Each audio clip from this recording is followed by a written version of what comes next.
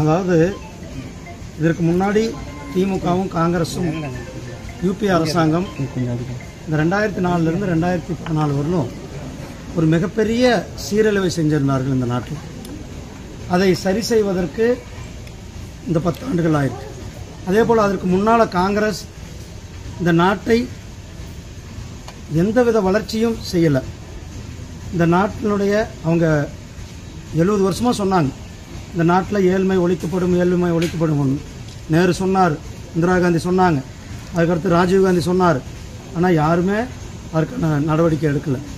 ஆனால் இந்த 2014 நம்மளுடைய பிரதமர் திரு நரேந்திர மோடிஜி அவர்கள் ஆட்சிக்கு வந்த பிறகு இந்த நாட்டினுடைய வளர்ச்சி, ஏழை மக்களினுடைய நலன், இந்த 10 ஆண்டுகளில் மட்டுமே 25 கோடி பேர் பிபிஎல்லுக்கு இருந்து அதுக்கு மேலே வந்திருக்கிறாங்க.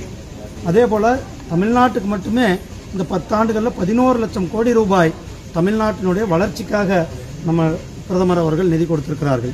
தமிழ் கலாச்சாரத்தையும் தமிழ் மொழியையும் தமிழ் பண்பாட்டையும் நம்மளுடைய பிரதமர் திரு நரேந்திர மோடிஜி அவர்கள் இந்த உலக அரங்கில் எடுத்து சென்ற பெருமை நம்மளுடைய பிரதமருக்கு தான் இருக்கிறது. இது இந்த 10 ஆண்டுகளில் அவர் இந்த நாட்டை வளர்ச்சி பாதையில் எடுத்து சென்றிருக்கிறார். இன்னும் வர காலங்களில் அதுதான் சொல்லியிருக்காரு, 25 ஆண்டுகள் 2047 நம்மளுடைய நாடு முதன்மையான நாடாக, வல்லரசு நாடாக இருக்கும். அதற்கு தான் அவர் நம்ம பார்க்க போறோம் நம்மளுடைய பிரதமர் சொல்லி. சார், ஒரு 2 நாளைக்கு முன்னால ஒரு ஹிப்ஹாப் ஆதின்னு சொல்லி ஒரு நடிகர் இருக்காரு. அவர் சொல்லியிருக்காரு, வட மாநிலங்களோட நிலைமை ரொம்ப மோசமா இருக்கு. நாங்க ஷூட்டிங் செய்ய போன ஒரு 2 நடிகர்லாம் யாருன்னு தெரியாது.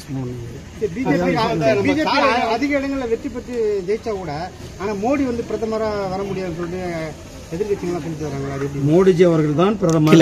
நேற்று எங்களுடைய மூத்த தலைவர் திரு அமித்ஷாஜி அவர்களும் திரு ராஜ்நாத் சிங்ஜி அவர்களும் ரொம்ப தெளிவாக சொல்லியிருக்கிறாங்க. 2024 மட்டுமல்ல 2029 திரு நரேந்திர மோடிஜி அவர்கள் தான் பிரதமராக இருப்பார்கள் என்று எங்கள் மூத்த தலைவர்கள் எல்லாருக்கும் விளக்கமாக சொல்லியிருக்காங்க.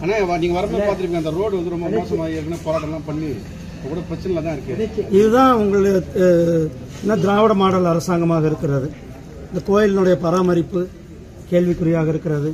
அதே மாதிரி வர்ற ரோடு மக்கள் போராடுறதுக்கு பிறகு கூட அந்த ரோடை இன்னும் சரி செய்யாமல் தான் இருக்கிறார்கள். இது போலி திராவிட மாடல் ஆட்சியை அவர்கள் நடத்தி கொண்டிருக்கிறது நமக்கு காட்டுகிறது.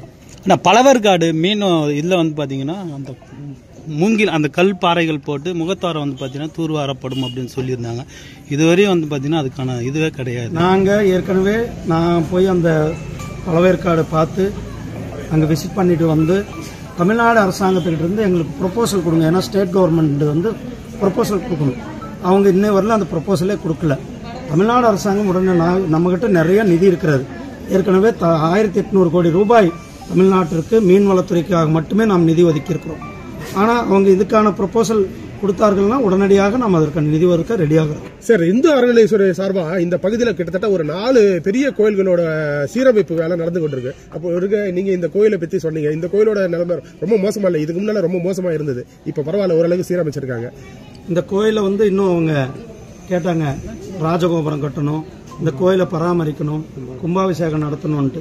அதெல்லாம் அந்த ஃபைல் அனுப்பியே கிட்டத்தட்ட 6 மாசமாக எந்தவித நடவடிக்கையும் எடுக்காமல்.